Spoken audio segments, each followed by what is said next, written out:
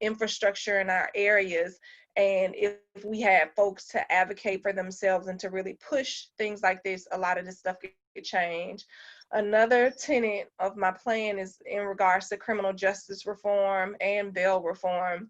One of the first pieces of legislation that I stated I would be willing to file is actually to draft legislation to abolish the Law Enforcement Bill of Rights. It's definitely not that I have an issue with police officers. However, I feel as though they are public servants and they are here for our safety, and they should be held to the highest standard, which means that we should be allowed to have things like citizen review boards and police accountability councils, and they should be held at a higher standard, even more so than citizens, just like they do in the military.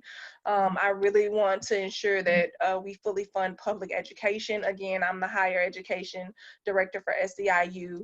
And so making sure, similarly to what Mr. McGovern stated, not that I am against charter schools and private schools, because, you know, everyone needs access to good quality education. However, if our public schools were fully funded, we wouldn't need charter schools in the first place. And then also just the mere fact that some of these private schools and charter schools can be discriminatory is just ridiculous. I'm also pushing for affordable housing. As a single mom, I know how important um, it has been for me to be in a place to live, to have affordable housing, right?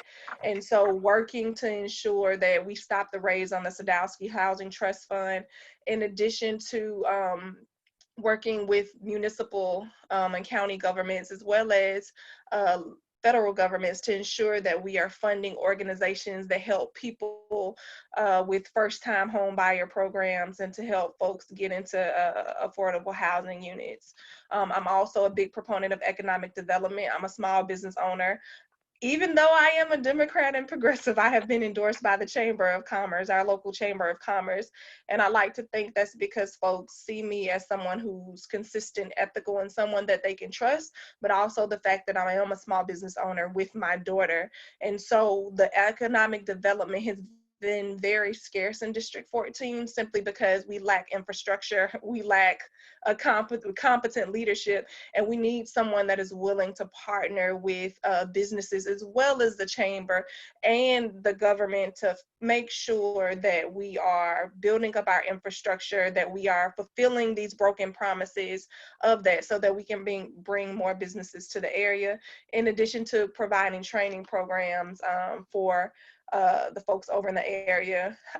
My platform is super expansive, but the last point I'll really hit on, again, since I am a member and I work for a union, is working families. I've been advocating for working families pretty much my whole entire life. And so I will continue to advocate and push for um, a, a living wage.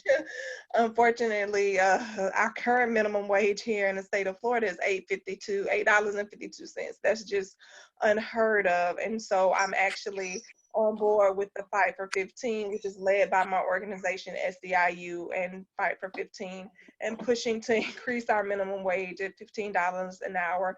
Oh, and I'm sorry, I know I said that was lastly, but also I've previously been on the leadership team as it relates to the expansion of Medicaid, serving on a statewide, excuse me, Medicaid expansion campaign. And that's something that I definitely want to push to get, to allow us to accept Medicaid money here from the federal level.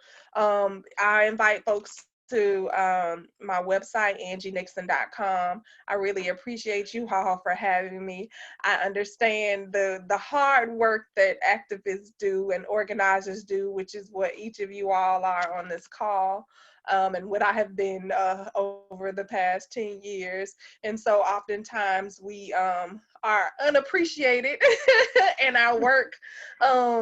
It doesn't necessarily go unnoticed, but folks don't know that we're actually doing it. So I really do appreciate the hard work that you're doing. And thank you for allowing me to join the call today. Mhm. Thank you very much, Angie. And I know we're all wishing you a speedy recovery and sending you every possible good wish for that. And thank you very much for Thank being here you. with your challenges. And as I say, all of your information is posted on the BAM Facebook page, and we will continue to support. Okay, thank you. And now I'd like to introduce Tammy Thomas, if you would please take the stage. Oops. Wrong here. Everyone, and thank you for the invite, and I'm wishing Angie a speedy recovery. I am Tammy Thomas, candidate running for State Representative, House District 15. I have lived on the west side of Jacksonville for a little over 20 years. District 15 covers Ortega area, it covers Avondale, it covers Riverside, and it also goes all the way to Baldwin. One of the reasons why I got into the race is I was the one that was in the background talking about we needed change. And quite frankly, I got tired of looking at the same thing. I believe we need more progressive leaders who will put people over politics. I believe we need new leadership with new faces, new ideas. I have spent the last 20 years in the medical field. I have worked at Quest Diagnostics as their regional training director. I covered the northeast of Florida from Jacksonville all the way to Orlando and a little bit of Vero Beach. And so I'll tell you this, I'm new to politics, but not new to leadership. And I do believe that we need a new structure. Our campaign started out in October of 2019. We started out as a grassroots movement, and it became evident as I began to knock on the doors, me and my team, that we needed new representation. Quite frankly, the incumbent that's in office now have not been accessible. He has not been available. And so that was another push to fuel me to stay in the race. I do believe I'm that candidate to do it. I do believe that I am that candidate to flip it blue. Part of my legislative priorities would be, of course, I've been in medical field, so I would fight for affordable health care and Medicaid expansion. It is very disheartening to sit on the opposite side across from a patient and to tell them we couldn't service them either due to they didn't have insurance or they had insurance but couldn't afford the deductible. And so I have a father that could not get medical insurance due to him having a pre-existing condition. And so I will fight for affordable health care along with Medicaid expansion. I do know, and we all know, that Florida ought to not expand Medicaid. And so that's one of the things that I will fight and push for. As a small business owner, I do own 2 businesses. I own a preparation service as well as a phlebotomy school where we mentor, train, and equip individuals to obtain an entry-level position in the medical field. One of the things that we've done and I will fight for is economic growth within the community. I have partnered with Jacksonville Housing Authority. I have partnered with the Emmett Reed organization. They will send me clients to actually train and equip those individuals free of charge. And so I believe we need more manufacturers. We need more businesses within District 15. And one of the initiatives that I plan on is strengthening those partnerships and holding workshops and training facilities that will produce more entrepreneurs, that will produce more business, that will produce more jobs within our community. One of the other things that I will fight for is public education. I had the opportunity to go to the rally and tally, and I've had the pleasure and the privilege to talk to a lot of teachers and to get their issues and concerns. And one of the things as a leader is I'm great with listening, but I do believe that we need more leaders that not just listen, but actively do something about issues and concerns. And one of the concerns, of course, is teacher pay. I know that the governor passed, the teachers pay law. We're fine with that, but I will fight that the public education get that their funds fully funded. I do believe that is necessary when our public schools are fully funded, along with, Angie Nixon. I'm not against charter schools. I'm not against private schools, but I do think that we need more funding in our public education system. When we have more funding for the public education system, it's a domino effect. Our students have a quality education. Our students have textbooks, brand new textbooks. Our students have technology. And so I will continue to fight for public education. Another thing that I will fight for is police reform. I had a father that was shot several times. And so I do believe, along with some of the other candidates, that we need to hold our law enforcement accountable. I've protested, I've been a part of that. And one of the initiatives that I will continue to fight for and continue to lift my voice against is systematic racism and also police brutality. I do believe that not only that they're held accountable, but they have de-escalation training to deal with certain scenarios, and for our officers to go through that mental health check, a pre-evaluation before they are in office. So that's a little bit about me. I'm also a pastor. I pastor a ministry of maybe a little over 150 members. We do need volunteers. We do need donations. If you guys can help me out, you can follow me at tthomasfloridahouse.com.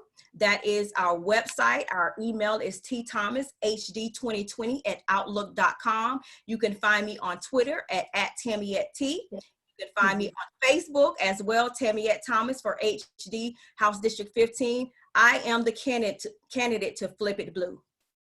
Okay, thank you very much for being here this Welcome. evening. And again, we have all of everybody's information up on the Facebook page for Beaches Activist Movement. Thank you for being here. Okay, now I would like to introduce Ben Marcus, candidate for House District 16. All right, thank you very much, Judy. I really appreciate it. And thank you for everybody being for here. having me.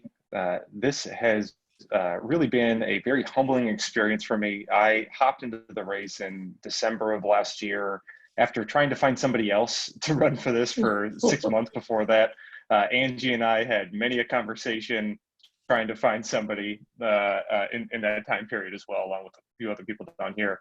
But I did ultimately decide that I needed to hop in and run, not because I think that I'm anything special, but because Mr. Fisher, who I am running against, really has dropped the ball in a number of extraordinarily important areas, including the basics of just showing up and being present in his district and communicating with constituents.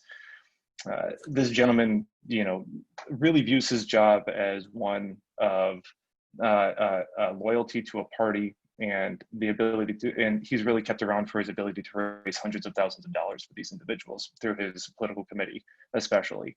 But all that aside, what I'm really interested in is returning a real constituent focused approach to this office and to government in general, where we stop imagining this invisible bright red line that separates the people from their government. I'm a strong believer that legislators' primary responsibility is to identify issues that are impacting their districts and leverage the natural talent that exists in that district to solve the problems. And obviously, down here in Mandarin, Southside area, right, San Marco area, it's an incredibly diverse area in many ways. However, it does have obviously a significant portion of very well-to-do individuals who live in Jacksonville. But you'd be surprised at some of the shared issues that exist down here and across the city. The infrastructure in many parts of this city, in many parts of this district, are abysmal. Drainage continues to be a huge problem in big parts of this district. There are many parts of this district that are still on septic and well water and are not connected to our public utilities.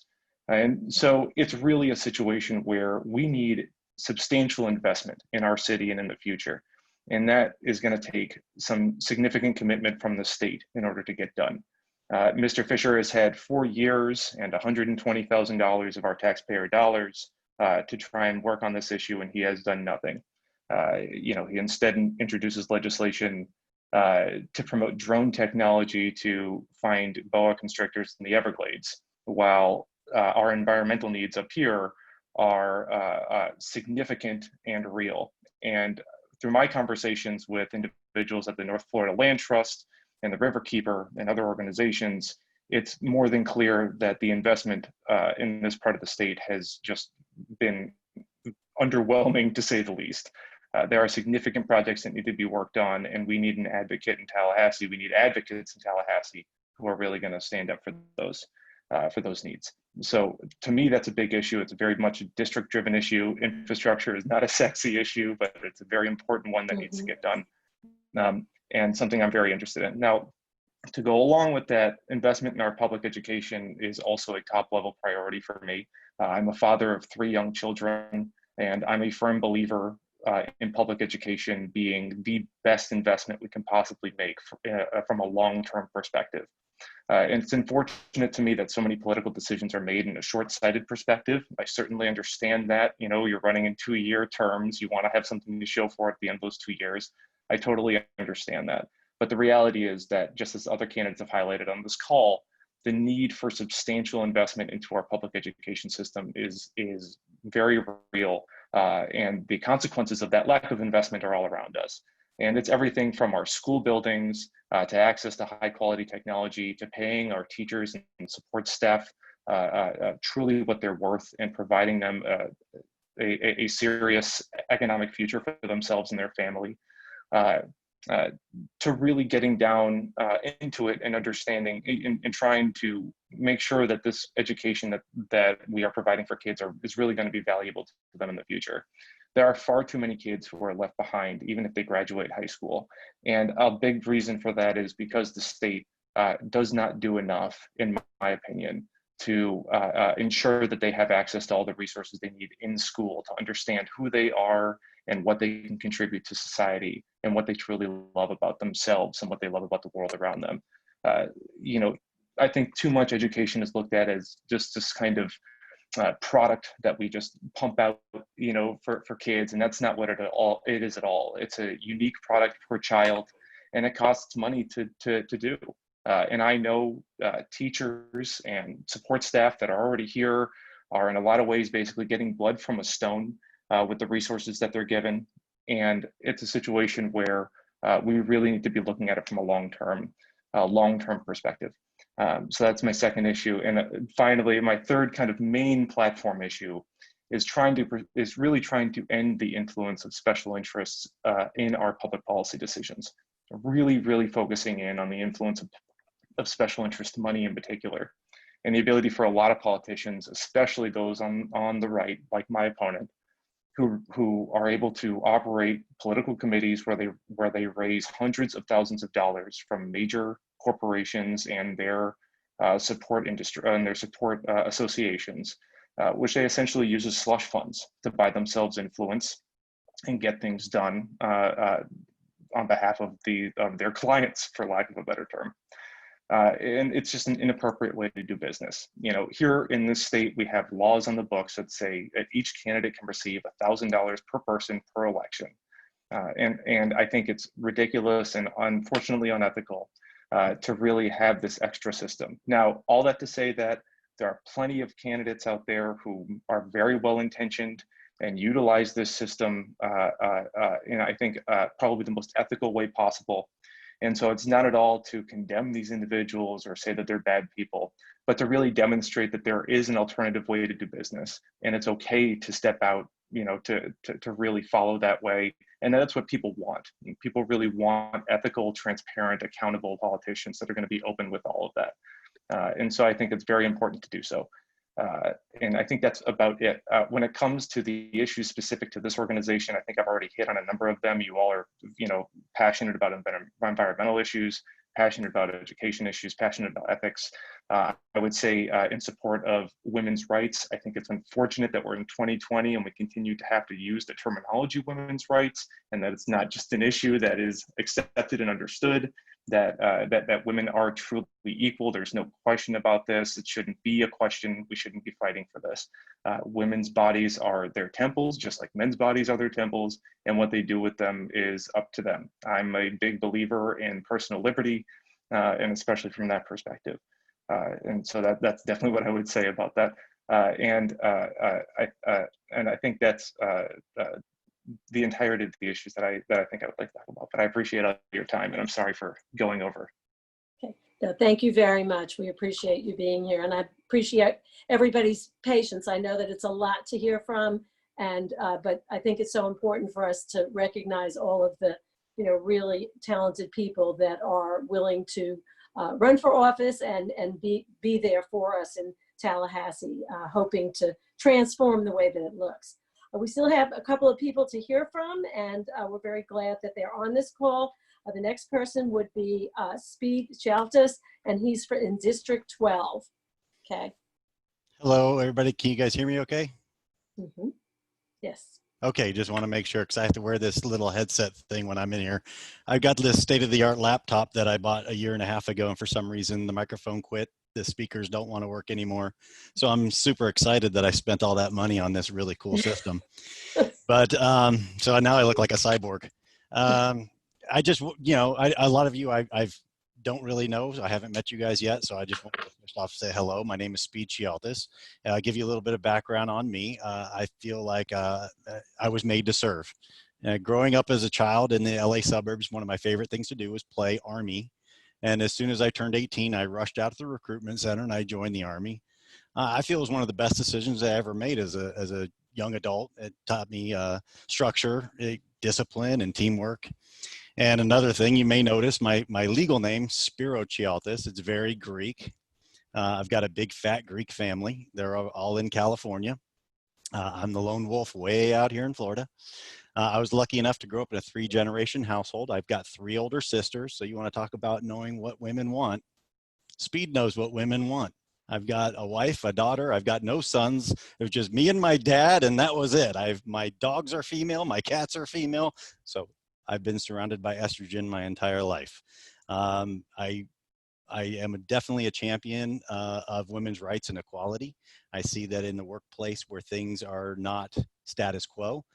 Even on the news lately with, taking away or giving the option for healthcare providers to opt out of birth control. Absolutely 110% wrong in my opinion. We need to keep abortions as an option.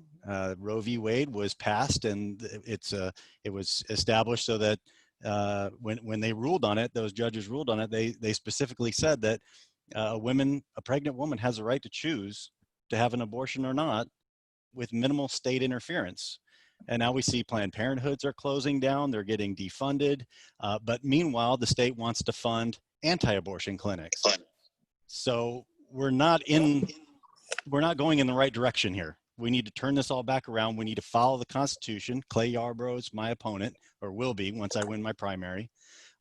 And he is he specifically says on his website that he is going to uphold the Constitution of the United States. But he's only the Constitution when it serves him. He's tried to take away women's rights to choose. He's tried to defund the Public Defenders Trust Program, which is really, your Miranda rights are formed off of the 6th Amendment, which is your right to counsel. So he's not really adhering to the Constitution. He may say he wants to be that champion, but he's not really doing it.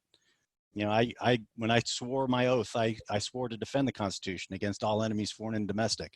And I've never been relieved of that command. So I continue on that today, and I'll continue forward as a legislature if you guys so see me fit to be there. A little bit on education is a big issue for me. My daughter is a senior now, going to be a senior at Douglas Anderson School of the Arts. She's a drama major. And I went and started doing a lot of research on schools in education when I got into this race. And I realized that when it comes to Florida in their pre-K through 12, we actually rank 42nd in spending. We've got the 3rd largest enrollment in the nation. So I feel we definitely need to invest more in educating our youth. We know quality education is key to securing better jobs and careers and leading to financially stable households that can feed directly into economies. Our teachers, I feel, are the backbone of the education process. They deserve a quality wage. They don't deserve to have the newcomers, like Governor DeSantis just wrote into law, giving them the raise. But then these other teachers that have spent 10, 20 years in the system are not going to be getting anything out of that. I don't feel that's fair. Teachers' pay here in the state is $48,000 a year. That's 47th in the nation. And we can't also forget the men and women that make up the office administration, cafeteria workers, custodians, counselors. These are the unsung heroes, truly, and they're constantly being neglected. Many of them earn poverty level wages for their full-time work, and without them, our teachers wouldn't have the support systems they need to effectively do their job. So we need to ensure that they're receiving pay increases too, to afford them the security that they need, and reward our teachers and school staff, not only for the job performance, but for years of service. I'm a big, I guess, advocate for saying that our public school system, as far as short-term goals, is great. When politicians say we want to add more computers, more computers, more technology in the classroom, which is great. That sounds awesome when they're trying to get reelected. But the real goal, in my opinion, is we need to make sure the building itself is still standing, because we could have all the great infrastructure in the world. It doesn't matter if the building starts crumbling. And we still have schools in Duval County that don't even have air conditioning. And this is Florida. This is 2020 as far as I last saw. I don't believe in using public funds to fund public schools or charter schools. The one big complaint I have about charter schools is that they're a for-profit system and they show no accountability towards taxpayers or their role and as far as their financial health. But again, I could probably talk about education all day and night because my daughter's in the system and I'm seeing it live. But I definitely want to also touch base real quick, and I'm sorry if I'm going too long, is our unemployment system is completely broken. We've got over 2.5 million unemployment claims that have been filed since March, and less than half have been paid out. And between 2010, 2020, the U.S. Department of Labor gave over $1.6 billion in congressionally approved funds to the state of Florida so they could administer their unemployment system. And we have a system that's completely broken. Governor DeSantis inherited it. It's an $80 million system that Rick Scott put together in his administration. The system has a processing capacity of only 3 to 4%. That's not even sufficient for a mild recession. So a year into Governor DeSantis' term, got $1.6 billion in federal funding, 4 months into a pandemic, and people aren't getting the money that they need. And my campaign manager actually happens to be one of them. Luckily, he's back at work now, but all those months sitting there on the sidelines is just totally unacceptable. And we need to go back in and restructure the Department of Economic Opportunity to ensure that no matter what happens, we can be ready for it. So sorry if I took up too much time. I could probably touch base on a ton of different topics and keep talking, but I won't. Go to my website, www.speedforjax.com.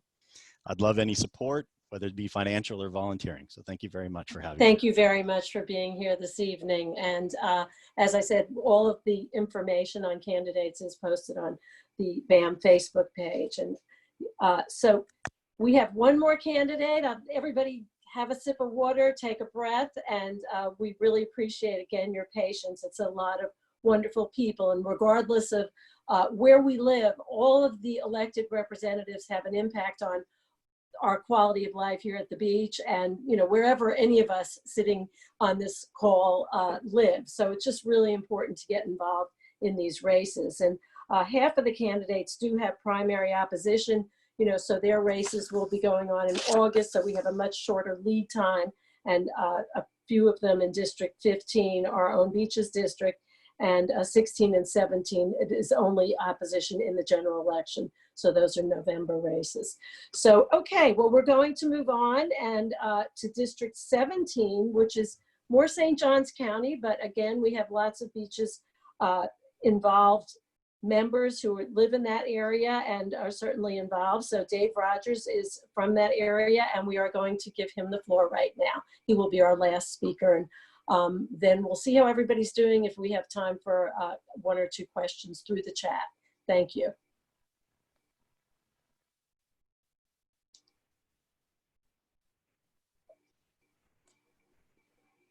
Dave? I'm just unmuting my mic. Okay. Am I on?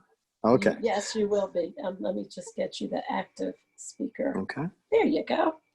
Thanks. Well, thank you for having me this evening. And I've really enjoyed hearing all the other candidates speak. It's very exciting. We have a very high quality slate to be excited about this November and in the primary. I'm a retired Navy commander. I'm a graduate of the Naval Academy, 1979, 22 years active duty. My degree was in ocean engineering. I'm a grandfather of 5. The latest one just arrived before we left. I'm up here in New York in the Finger Lakes on vacation right now. And the reason why I got involved in politics in 2016 was because Donald Trump was elected. I had been an NPA my entire life. And it became clear to me in 2016 that something had gone horribly awry and it was time to take a side. My main concern is climate change and the effects that go with it, chiefly sea level rise in Florida, and the threat it poses to my grandchildren. That if we do not seriously address the issue confronting us with regard to eliminating the emissions of CO2 and addressing the reality of sea level rise, civilization is at risk. And my grandchildren will not have the opportunity to grow up in the same type of ordered world that I did. And so I got involved in 2016. I ran for Soil and Water in 2018. Nobody ran against me, which is the best way to win an election. I spent a year on the St. John Soil and Water Conservation District Board of Supervisors, learned a great deal. It was definitely an experience worth doing. I encourage anybody who wants to dip their toe into politics to look at running for that office in the next election cycle. I was approached in May to run for this seat, opposing Cindy Stevenson. I accepted it reluctantly. It's not the kind of thing it's never been on my bucket list to be a political candidate. But I feel the citizens of St. Johns County, which is basically District 17, are entitled to a vigorous debate on the issues. It is a very red district. It's 50% Republican, 25% NPA, 25% Democrat. And demographically, NPAs typically vote the way their neighbors do, which translates to typically Republican vote. So I have my work cut out for me. I have very limited resources. I am a staff of me, myself, and I. I can use a lot of help in terms of fundraising. If I get some additional resources, I can do more things. But within the constraints that I have, I intend to conduct a vigorous, full-throated campaign. And in the course of preparing for this, kind of wrestling with the idea, I've chosen not to try and nuance this and not alienate any particular voters that might be, more moderate or to the right, because I'm going to embrace the things that I believe in. And I believe in progressive values. I'm a product of public education from kindergarten through the Naval War College. I am a product of government healthcare from birth until this very moment. My father was an E6 in the Navy, retired E6. And when I was born in a Navy hospital. And I'm still under TRICARE, and I will be under TRICARE for the rest of my life. I gave a kidney to my brother on my 40th birthday in 1997, and that was a fully funded transplant funded by Medicare. I have no fear whatsoever of government health care. Everybody has problems with their insurance companies, and all bureaucracies are problematic to one degree or another. But I'm a big supporter of public health care. Admiral McRaven, a former head of Navy Special Operations, was just on the Aspen Institute public program, said that K through 12 education is a national security issue. And he's exactly right. I'm a strong believer in public education, and every child in Florida deserves a first-rate, first-class education, regardless of their zip code. And we need to look at how we're apportioning resources and ensuring that every student in Florida gets the quality education that he needs to make this a great state. We do need economic equality. The $15 an hour minimum wage is appropriate. We subsidize so much of the tourism that we welcome here in Florida by paying low wages to hospitality staff. So why are we doing that? That makes no sense to me. We want economic growth. Let's pay our employees what they're worth so they can have a livable wage. But principally, it's in St. Johns County, development is one of my other issues. That we're one of the fastest growing counties in the state, certainly. And if we hope to preserve anything about Florida that makes it a unique and inviting place to live, we need to get smarter about how we're choosing to develop the state. We are stressing our water resources. We've made some progress in the last legislative session with that, but not enough. And the Republican administrations and legislatures have been systematically dismantling all of the very enlightened growth development laws that we enacted back in the 70s and 80s.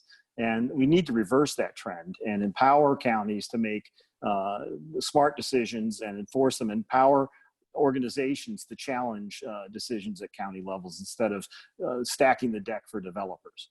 So listen, the voters I need to win over are Republican women and Republican NPA women in St. Johns County, women who care about their children's future. And I'm the candidate who will fight for their future. Cindy Stevenson is inert. She's a rubber stamp for the Republican agenda. She doesn't take a stand on, she's basically invisible. She does care about mental health, and I salute her for that. But she does not care about the climate. She does not. The first time I met her, I was at a Meet Your Legislative Delegation session down in the St. Augustine Auditorium. And she introduced herself to me, asked me what I was there to speak about. I said, sea level rise, and she rolled her eyes at me and walked away. I would have expected, well, that's interesting. Well, I look forward to hearing from you. No, she rolled her eyes and walked away from me. That offended me. It still offends me to this day. And that's not the kind of representative I'll be when I win this race. But I'm going to need your help. So I need you to reach out to your friends that are in the middle or on the right, who share concerns about their children's future, because that's what's at stake. We are the most vulnerable state in the union. We have like the third largest congressional delegation. We are the Sunshine State. We should be leading the nation on climate change and adaptation, renewable energy, and we're not. And that's a failure of leadership. That's an adherence, a loyalty to the status quo, which mortgages our children's future for the benefit of the fossil fuel industry. So with that, if there are any, thank you for giving me the opportunity to speak to you. I'm happy to entertain any questions, but I'm sure everybody's tired. Okay, thank you very much. And again, we have the information, on our website and Facebook page, and we'll also, share this information with groups in your area. I'd also like to introduce a candidate who is on this call, who is not scheduled, and he is somebody who will be, all of us can vote for. But before that, I'd like to thank everybody who spoke this evening. And I would like to encourage everybody who's participating in this meeting to find a way to provide support, because we do have a really excellent fields of candidates. And again, it can change the face of Tallahassee and really make a huge impact on the quality of life in Florida and the direction that our legislature is going and the way that it'll go in the future. So that being said, I was asked for just a few minutes of your patience to introduce Jimmy Midyett. He's on our Zoom meeting this evening. He wasn't scheduled, but he is running for clerk of courts, and we're very excited about him. Now has also endorsed him, and if everybody gives me a thumb up, I will let him speak for a minute if he's willing. Okay, thank you. Jimmy? Thank you, Judy. I hadn't really planned to speak, so I'm going to stay off camera. You don't want to see. Okay, well, you can just introduce yourself and Yep. Give us a minute. I'm going to do that. Hi, everyone. I'm Jimmy Midyett. I'm the Democratic nominee for the Duval County Clerk of the Courts. I've enjoyed listening to this presentation tonight. I think we have some excellent, excellent state candidates that we're going to send to Tallahassee and make some huge change there. Locally, we're going to implement fully Amendment 4 so that returning citizens have an understanding of what their legal financial obligations are whenever they need to know that information to become voting members of the public again. We're going to reopen the wedding chapel in the courthouse to all couples who seek to have a civil service, civil wedding service.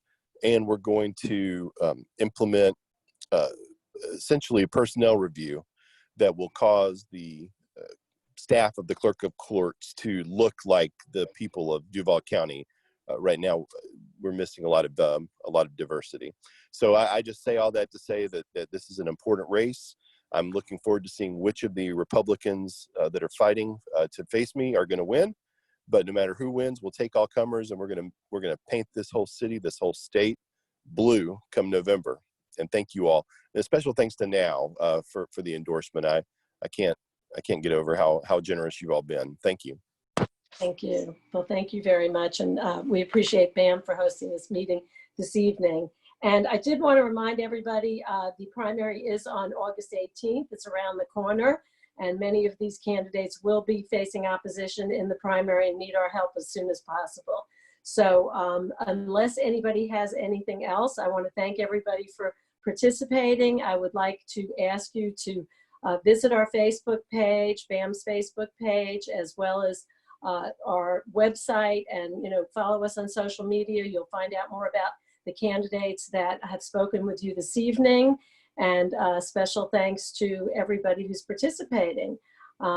Elizabeth, did you want to say anything before we end? No, thanks for the mic, and thank you for arranging this. It's really exciting to see this many impressive candidates going up, and just to imagine what it would be like to have this be our delegation in Tallahassee. So thank you all for coming, and thanks for everybody who came to listen, and let's all go get busy and get them elected. And we know that in the age of COVID, where we're limited from having face-to-face contact, meetings like this is the way that we are going to be able to interact and provide support. So it's going to be very important on all of our networks to be able to promote candidates virtually, electronically, through phones, postcards, texting, every possible way, because that's the only way we're going to get the message out, particularly with candidates who are fairly new to the field. So again, thanks to all of you for giving us time tonight and being on this meeting, and please support these wonderful candidates. And again, thank you for being here. Thanks. Turn Duval blue. Good night. Okay. Great job, Judy. Thank you. Thank you, everybody.